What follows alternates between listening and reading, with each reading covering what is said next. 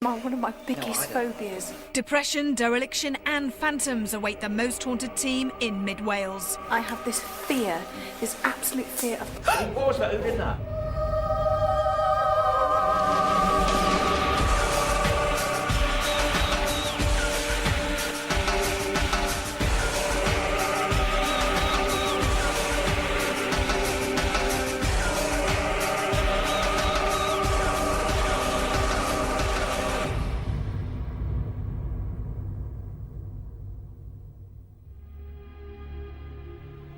Hello and welcome to Most Haunted. Today the team face another testing time. Two ancient buildings that hold unseen hands and offer us intense feelings of oppression.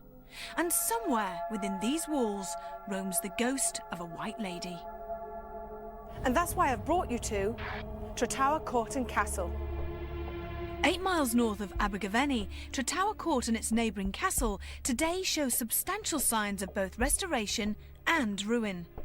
The castle's original 11th century construction coincided with the Norman invasion, and soon after it became the spoils of a war that saw it pass between English and Welsh hands for the next 300 years. Eventually, a medieval manor house was built to replace it as a residence, with the wealthiest commoner in Wales, Roger Vaughan, completing the job in the 1450s.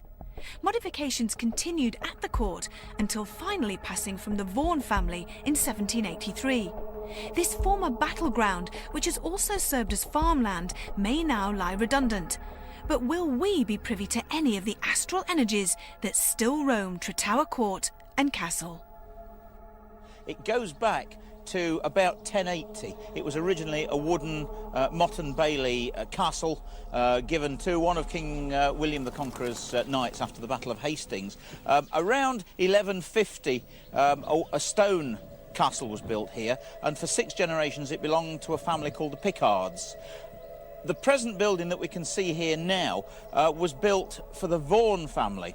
They stayed here for approximately 250 years. They were the lords of the manor. There was a manorial court held here in this building, and the courtroom is still preserved to this day. The ghost of a woman has been seen here in bedroom number 2, though no one's quite sure whether it's the same ghost that's been seen throughout the rest of the building. She's been described as wearing a long white gown and has green eyes.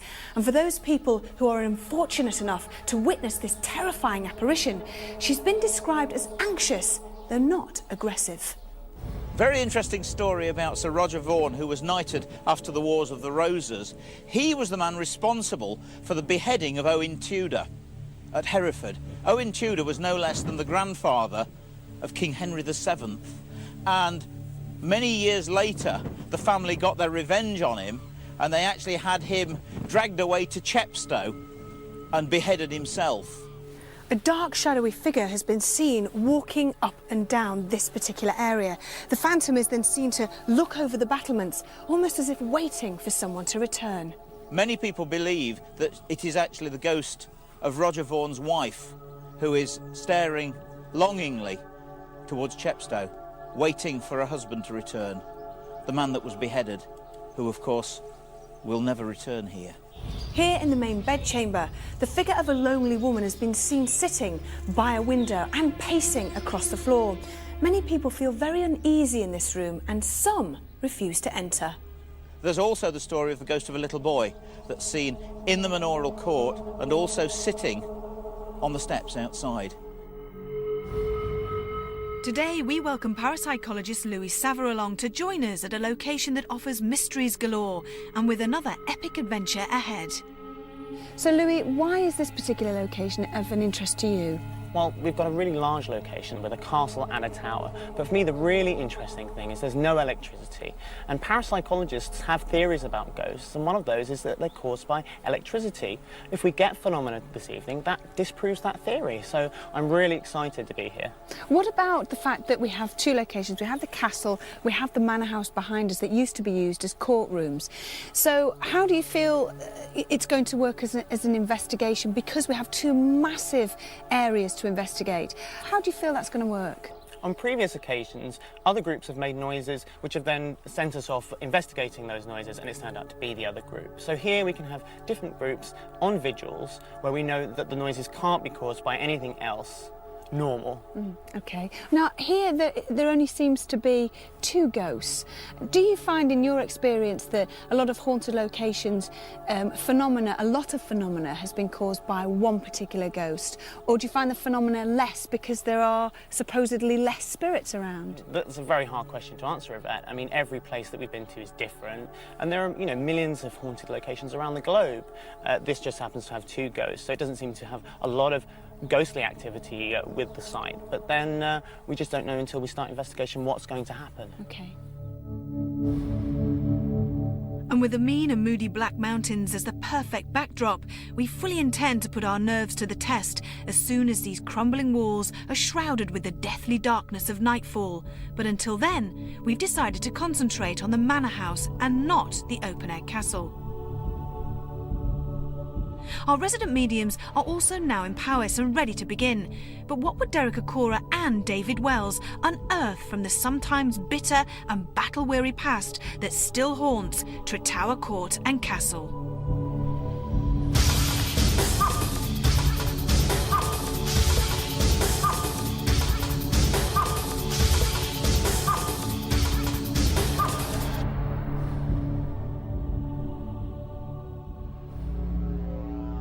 It's a magnificent place, isn't it? It's beautiful, isn't it? Yeah. Really So what's is. coming at you? What can you sense?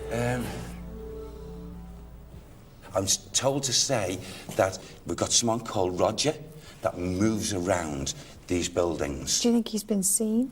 Has he been seen? Not in the form of a true spiritual manifestation, but I feel his presence has been witnessed, seen here, and people have felt him. Whereabouts, Derek? Whereabouts is he active? Up above, rather than ground floor. I'm calling it ground floor, he said, to the ground. And he said he's one of a few. He's one of a few. The name of Roger does hold strong connections with Tretower, with more than one landlord sharing this name. But would this character live up to their promise of accelerated levels of activity up on the higher levels? The main bedchamber appeared a perfect place. After all, it regularly reports a female apparition, although Tretower's Lady in White is said to be both austere and anxious. Now, this is a spirit lady. She belonged here. She felt part of the fabric, so to speak. She was a person of high esteem rather than in service. It's like saying this. She was the lady to someone who was called Sir. Right. Comes back here regularly. What was she? Can you describe her? Not heavy set. I'm probably in height, probably about 5'4". And in a very beautiful full gown, full dress. Is she... A yucky green colour. A green? A yucky green. An off green. But this one that walks around here, that stumps his feet at times, that's separate to her, he's, yeah, he's grumpy in himself, OK? He's, Again, I can't say evil, but I just get this brusque about him, Right. his energies. And they're not connected? They're not, no. I don't know, 100 years, 150 years, something different between these two. And a name with the woman? The lady definitely connects with 1,500, what? 1,530. Go on, say it again. The gruff man is Roger Vaughan. Roger Vaughan. And the woman? Who's the woman? She was the good lady to Parry. I take it she was partner. And is Parry a surname? I get J. And I get Parry. This land has witnessed many battles, but for all of its bitter and bloody backdrop, it also has a story that still lives on, 6 centuries after murderous revenge separated the owners of Tretower Court and Castle. I don't know what it is, but I just don't like it.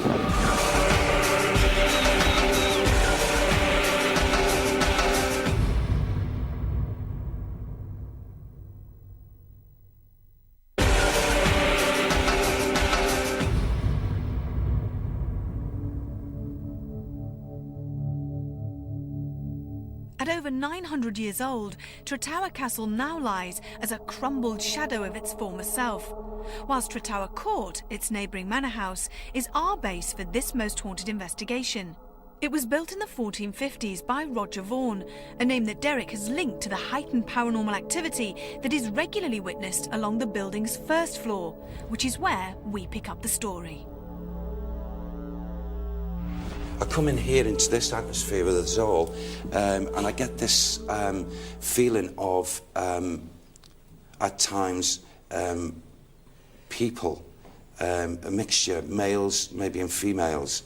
It's like people being, not marched, but, you know, pushed along this passageway against their will, or they're rejecting it, and there's anger, and there's like screaming and shouting, and it's like, you know, it's like when people are pleading for themselves. I don't feel they're fearing death, but it's like as if they're fearing what's going to happen up here. And I get discussions and talking in this room, like at times, and not so much whispering, but voices talking. I also, since coming up to this floor, I feel as if I've got this authority about me, this feeling as if I can mete out justice, and I'm in a position to do this. The only way I can say it is like waiting for the court to begin. So the court would have been in this particular room? No. This in association as we go from here, but I feel there's got to have been some kind of spiritual activity that's taken place in here. Yeah, because you're saying you're hearing voices and justice in this room. Yes. I feel, well, it filters right the way through here because it's the passageway, and from that doorway, even from coming up those steps, it all starts there. Right. But I feel there's a big build-up to it on this level. In the near and distant past, manor houses were often used to conduct legal judgments against local perpetrators, and Tretower is no exception. However, this floor is known to have only been used for living and sleeping purposes. Despite this, Derek is drawn further along the balcony to where Roger remains prevalent. So this would have been the courtroom that you're talking about? I feel this is the energy, yes. Right. Yeah. Okay. And I know judgment and things went on. And when would this court have taken place? What time period would it have been in this place? Late 1600s, going in maybe the 1700s and something. Mm-hmm. So was Roger almost like kind of in charge of the court? Was that his connection, well, do you feel? if they've given me this name, I feel he must have a very strong influence. Why do you think he's so angry then? You know, I just get the feeling he's not happy. It's not the way it should be. Right. So he's walking around frustrated. When he comes into the atmosphere, he's, oh, you know. Right. You see, now, whilst we've been here and we're talking and I'm trying to link in, right at that back here, you see where the petition is? Yeah. It's like as if the judge and the table and everything was all up there. Right. And there was all these people sitting in the court. And the person's brought in through this door and brought in front of the court here. I feel there was a certain cruelty making them wait for this, passing this judgment on them. And then suddenly I feel as if I'm getting held by the arms and just virtually dragged out through this door and marched up this passageway. And it seems to be one after another, here, boom, and then dragged out manually out into that passageway, and them screaming and shouting. So I feel that at times the sounds in here and along this passageway would be heard very strongly. It sounds to me like, would something awful have happened to them? So, because for instance, if you're coming up here to be tried and then you're being dragged off screaming, you must think that you're going to your death or something awful is going to happen to them. This is something I've been, you know, asking mentally. What happened in this room here, the fear factor of being held downstairs and then being brought up those stairs and then into this room, these people were petrified being dragged along that passageway. Although the legal proceedings that took place at Tretower were actually performed downstairs, Derek's belief in Roger Vaughan's prevalence here may relate to the Englishman having built much of the brick building that remains today. So far, though, little had been heard of the White Lady that allegedly haunts this hollow shell. So what would David Wells feel from the room that is so often associated with her apparition?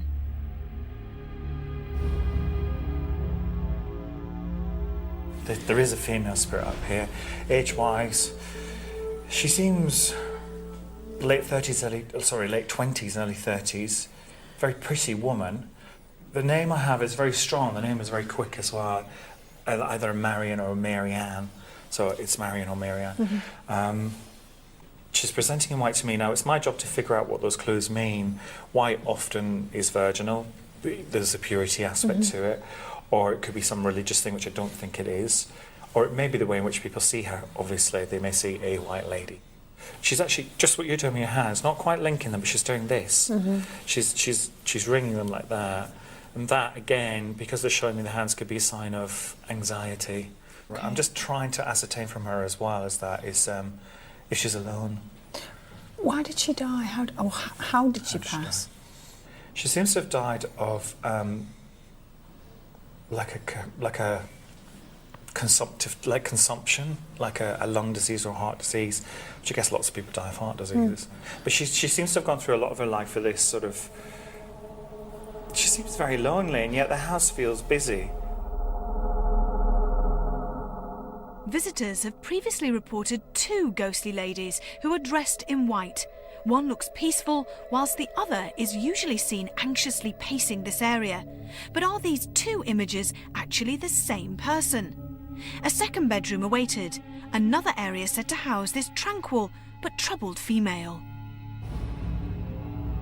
But there is a sense of a female again in this room, and I think it is the same woman, because I'm just wondering if that was like a marital bed, and this was her room, or vice versa. Do you know what I mean? There might have been, because it feels like the same person, so there might have been her room, his 2 room, areas. and then, the husband's room, who's just completely, it's like he's not here.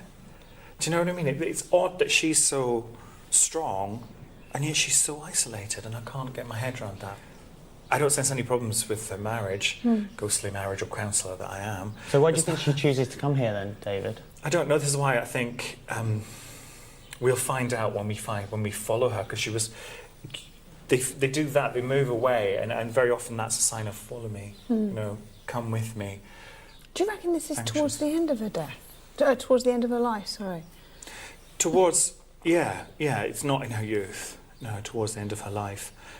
She would have gone on beyond it, but it seems to me, why is she doing this? Because if she went on, she may have come to some kind of conclusion and found peace, and then gone across. You know, she'd have gone across.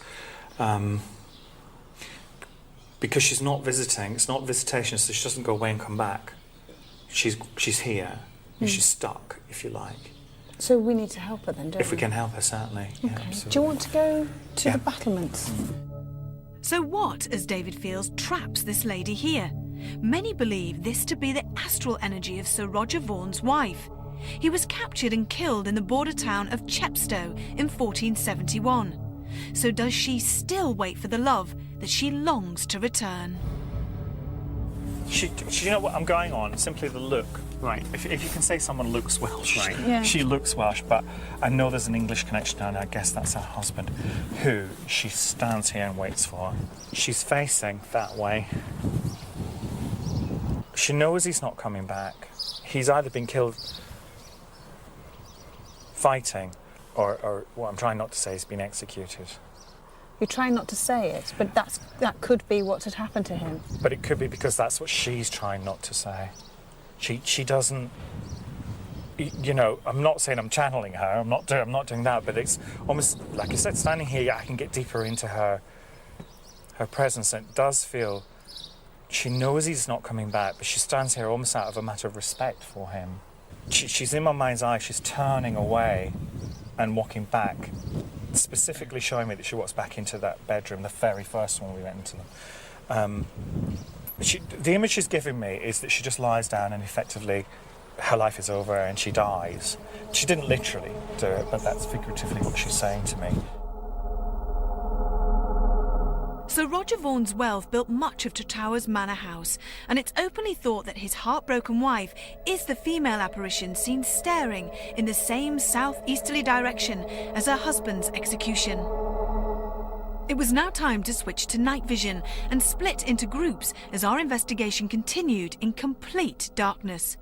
With Derek, Stuart, Ian and Louis heading to the main bedchamber, Rachel, Kath and Joe decide to try their luck in the castle tower.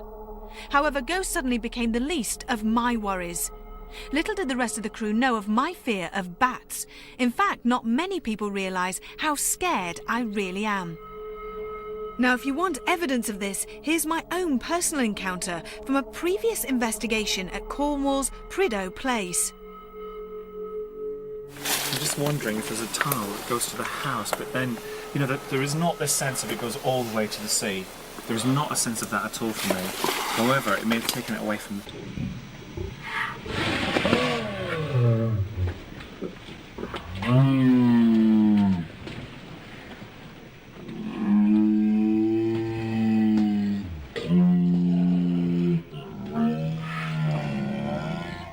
Bats! Oh, was it a bat? I didn't see it.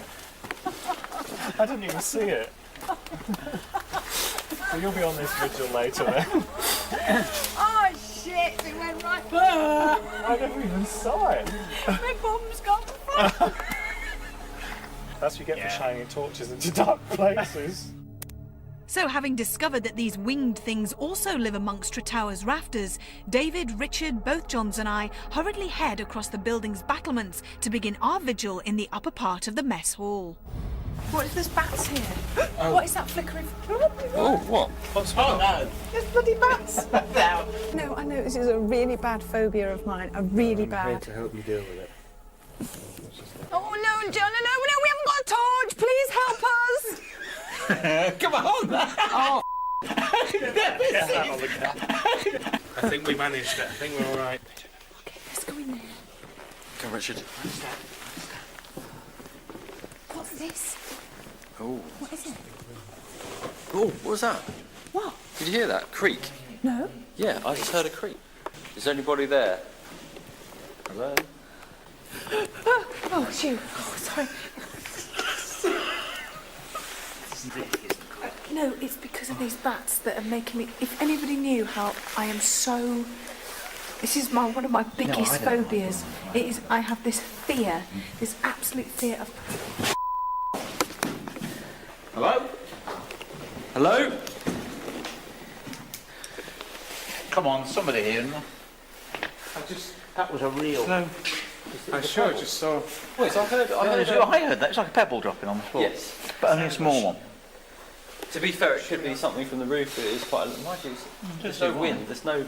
Can you do that again? Can you make that noise again for us? Someone here. If there is, please can somebody give us a sign, let us know that you're around? Can you do something for us, please? There is a lady here present. Marianne? Or Marianne? Is that right, Marianne? Marianne. Yeah. Please, can you let us know? What? What? Did you feel the ground? Yeah, I did. Oh, that's you again. No, I never moved. Explain exactly what it was. It was like, I felt on a... if I do that, Yeah. it makes you feel it, yeah? Yeah, I it's felt that. like the floor shuddered. My phobia of bats may have initially put me on edge, but with David and John both testifying that Tretower's shaking floor wasn't down to natural circumstances, we did start to wonder who else was walking amongst us. Tonight we were tackling both the elements as well as a castle and a keep that may not want us around. There is an astral line you in, I don't mean to upset you, but he's in the... Oh.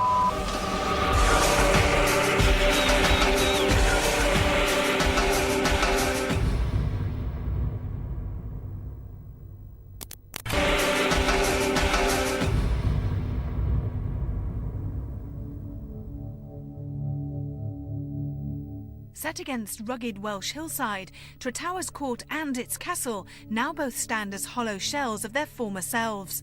The Vaughan family name may be synonymous with this land, but do a battle-scarred husband and his forlorn wife still haunt the home where their physical bodies were last together?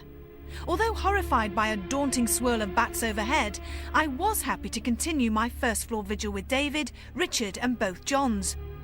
And further along the gallery, Derek, Stuart, Ian and parapsychologist Louis were keenly exploring the desolate delights of the main bedchamber. Roger Vaughan, are you in this area with us? If you are, we graciously ask you to give us some kind of indication. We would appreciate it if you could do something for us to let us know of your presence.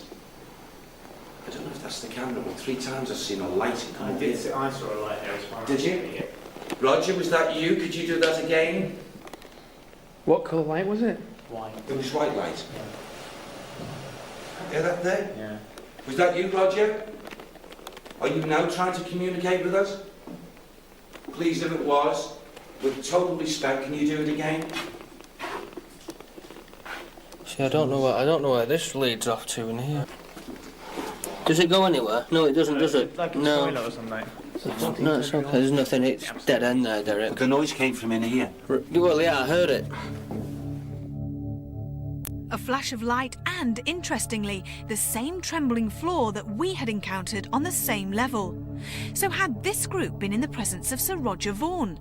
And a few hundred yards away, Rachel, Kath and Joe were also now in position at the dark and decrepit castle that Derek had also earlier visited.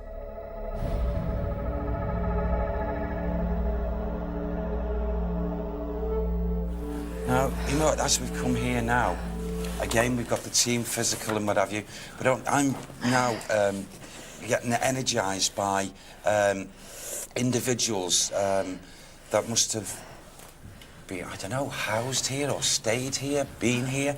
And the only way I can describe it is like, to me, this feels like, I hope I'm getting the right word with this, you know, like a garrison type effect. Yeah.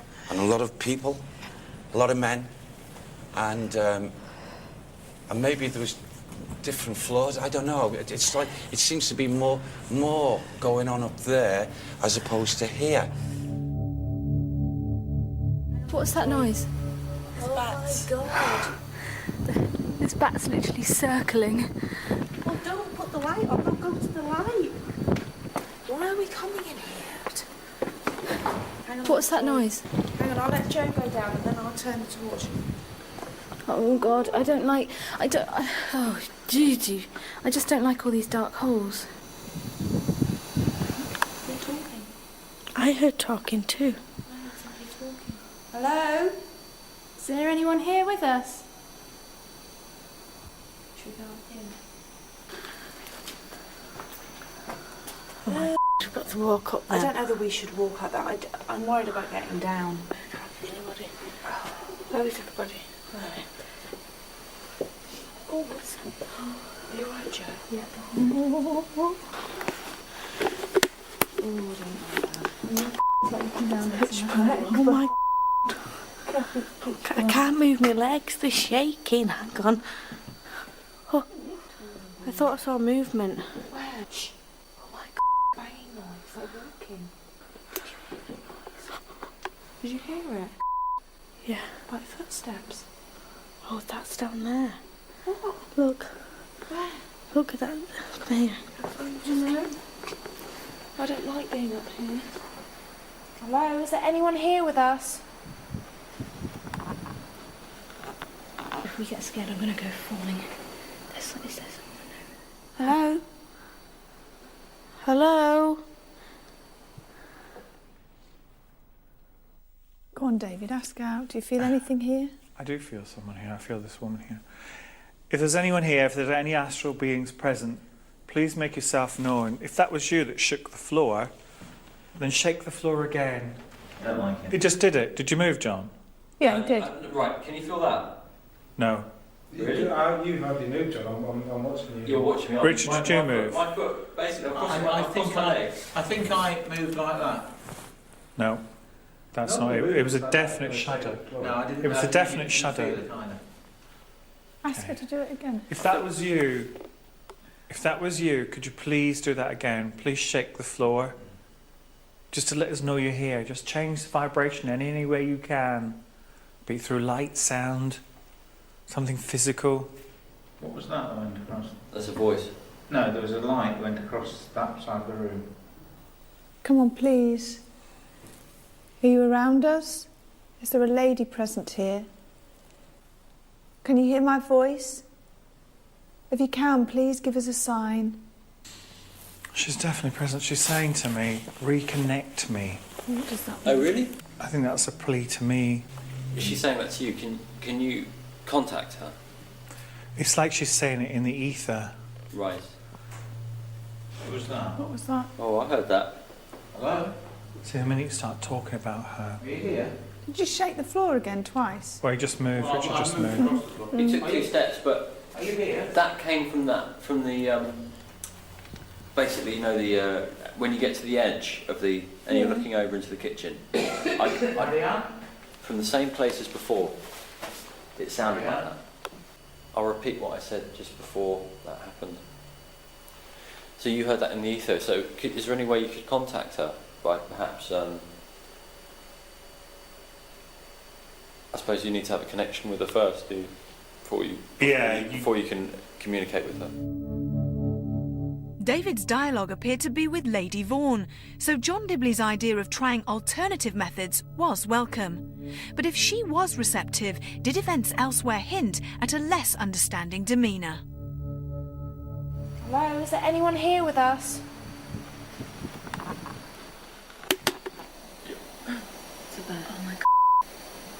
It's just a bird. It's massive. I've never been in a situation where I'd hoped it was bats. That was a really loud bang there. It was. Hello? What was that? What noise? What noise? It keeps saying. I don't think it's the safest place to be. What do you think, girl? Should we make our way back? I think so. Okay. Let's go. Who wants to take the camera down the step? I'll do it. Roger, before we leave this room, we would be most appreciative if you could do something else. Give us a sign, a noise, a movement. In there. Where did that come from? I heard some mate. Did that come from in that room? It's like a bump. Ask him to do it again, Derek. Roger? Roger Vaughan, is that you? Can you give me an indication again, please? Noises are going on in there.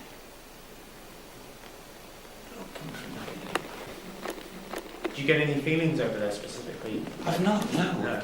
That door opened then, didn't it? Well, I can't say. Was it ajar as it was? No, because I closed it when I came in. Because the reason I looked round before, Yeah. because I heard the door go.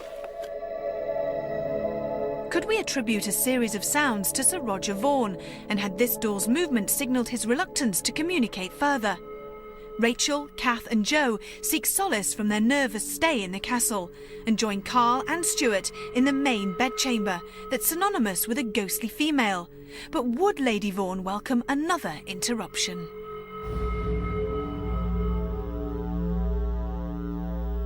Marianne Vaughan, are you here? Please make a sound, make a noise.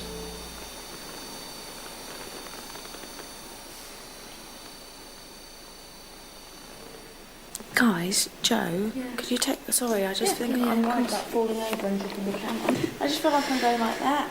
Back We have stopped on the floor, though. Do you feel sick, Kath? Yeah, it's weird. It's a really weird feeling.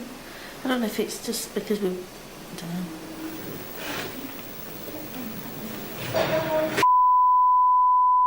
Really, really scary. What was it you saw there? There was a massive light. And it was like a whole vision of something. Really big. Yeah, as far as we could reach. Yeah. What? That was it. That's Carl doing it. I'm sure. What? It moved. That wasn't Carl, that. I got that on camera. Did you see that? What? That was it. That's Carl doing it. I'm sure. What? That was it. That's Carl doing it. I'm sure. What? It moved. That wasn't Carl, that. I got that on camera. Did you see that? Basically what happened, the rafters actually lit up 3 to 4 times I knew straight away it couldn't have been your torch, because if it was, it'd have lit it up a lot brighter. Because we've already tested That's my torch lighting it directly. Exactly. It was a shape, and it wasn't that colour line. It wasn't. Rachel, you alright?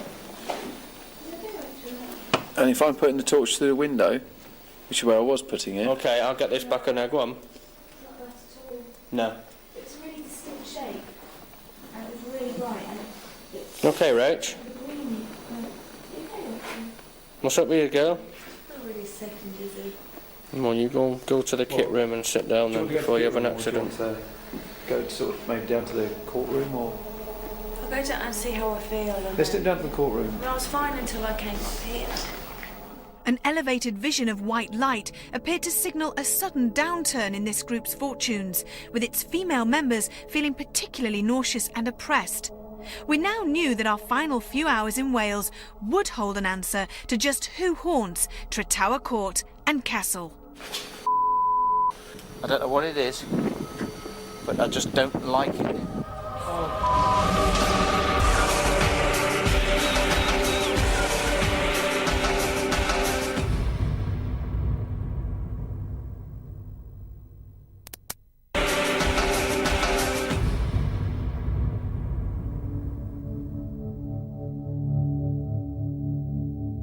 We now felt ready to launch 3 separate and simultaneous vigils in the hope of ascertaining who is haunting Tretower Court and where.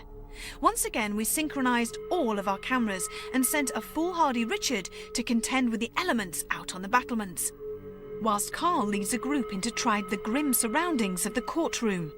And with the building's main bedchamber proving particularly active, we wanted to try an experiment that we hadn't done before. This involves David, Kath and myself chanting the word Om. This mantra sets a tone which is equal to an earth tone and is supposed to alter vibrations, which will open up to more paranormal activity. This tone is said to attract astral beings who are willing to communicate and let themselves be known. So would anything happen to these individual investigative groups whilst our chanting took place?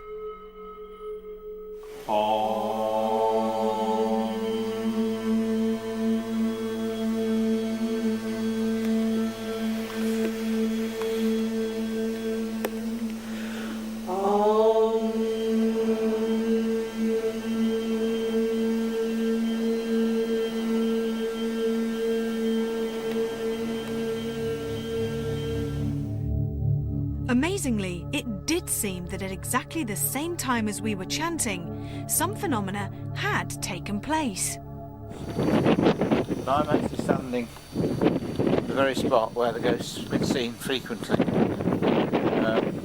Standing, looking forlornly over there, waiting for her husband to come back. And I'm sorry, I can't stand it. I don't know what it is, but I just don't like it. Richard's making a sharp exit. How do you feel now, Rachel? I feel 100% better now. It's just really weird. Like in there, I didn't feel as if I could hear you lot talking, but it was like distant talking. It was like I wasn't even with you. Like you're drifting away? Yeah. I've not.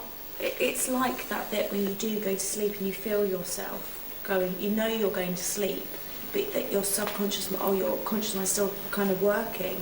Yeah. I could still hear you, and I knew that you were close to me, but I didn't really feel like I was with myself. It was quite weird. Joe, how do you feel? I feel, I feel a bit freaked out, I was convinced that Rachel was staring right at me, right in my face, in a very un-Rachel-like way. And I was so convinced I didn't even want to look at her. And then this light thing that we saw. I closed that. I've got that on camera, Carl. Open it.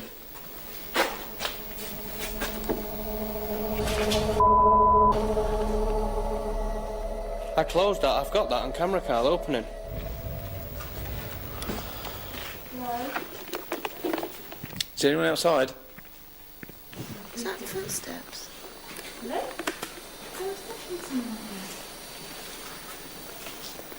Nobody above us. Oh, it's closing. Nobody above us. Oh, it's closing. Are you there? Despite the blustery conditions up on the battlements with Richard, the microphones on these ground floor cameras detected no atmospheric changes. And upstairs, one particular astral was about to provide a major surprise. Now tell me, does anybody feel anything? Feel anyone in the room? Oh, I don't know if it was a muscle spasm, but I just got a tap on my shoulder. Really? But it could have been a muscle spasm or it could have been a tap, I don't know. There is an astral by you, and I don't mean to upset you, but he's a young boy.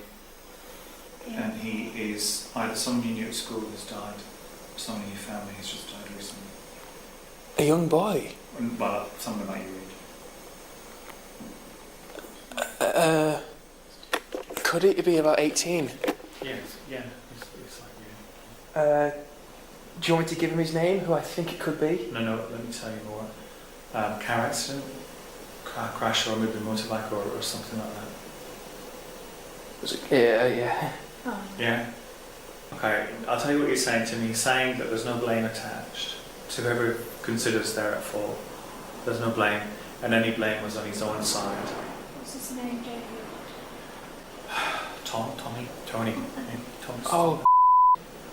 Okay. He's with him now. Yeah, stand beside. Oh, bless him. Was he the one that just tapped on my shoulder? He may have been. That's why I contacted. As soon as you said it, I turned around and saw him standing beside you. Can you describe him? He's wearing a white t-shirt, pair of jeans. Not an over-fussy boy. Never was an over-fussy boy. He's making a joke about shaving. He's just a very simple boy. And he's saying specifically it's nobody's fault. So what he's actually saying was it was his time, which is a very hard thing for us to understand. But he's actually saying it was his time, which is why he's saying no one is at fault. Our decision to cover as much ground as possible appears to have paid dividends, with each vigil individually aiding our quest to qualify or disprove this location's claims of supernatural phenomena. At a glance, Tretower's imposing castle and impressive court can easily fool any visitor. And that made us very keen to ensure that all of our vigils and experiments relied purely on evidence and not autosuggestion. Along with the auditory and light phenomena witnessed earlier in the night, the earth tone experience then appeared to signify an increase in paranormal activity. And add to this Tretower's ever-growing sense of depression and loss, and we end an investigation that is both puzzled and pleased. I wasn't involved in the investigation at Tretower Court, but it gives me an ideal opportunity to comment objectively on any phenomena that occurred. At one point, a small group actually started reciting a mantra as instructed by David Wells. I know for a fact that Ian was quite overcome with the fact that David actually came up with one of his mates. There is an astral by you, and I don't mean to upset you, but he's a young boy. Ian was quite emotionally affected by the information that came through, and in terms of his interpretation and what he took away from it, he was quite impressed. Can you describe him? He's wearing a white t-shirt, pair of jeans. Not an over-fussy boy. Never was an over-fussy boy. Parapsychologists are aware of a number of natural linguistic explanations for the information that may come out of such a reading. There are certain linguistic explanations that could make a reading appear more accurate than it actually is. And perhaps it was one of these linguistic explanations that could account for the experience that Ian had. It's interesting that the feelings of that group of people after they had left the room and after they had been chanting the mantra was one of quite a positive mood, or at least they felt as though they had experienced something. The difficulty is that you're dealing with a situation where you could almost say a placebo is at work. They're being told that the mantra and that reciting this particular word is going to build up the energies. And there's a particular use of language that encourages quite a positive outlook. It's all about building up and energy and all of those sort of words that could encourage you to feel as though something has actually changed, when in fact it's purely psychological. And I think maybe that's what was going on in that particular session. A land that witnessed battle and bloodshed now harbours an austere energy, that of a love and heartbreak that still lies lost in time. Until next time, sleep tight.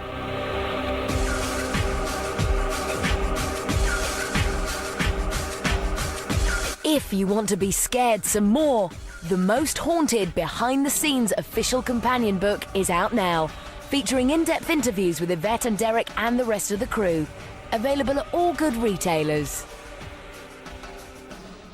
Well, coming up next tonight, the team venture back to Tretower Court and re-examine some of the evidence. They're about to open up some strange energy as well in just a moment. It's in Most Haunted Extra.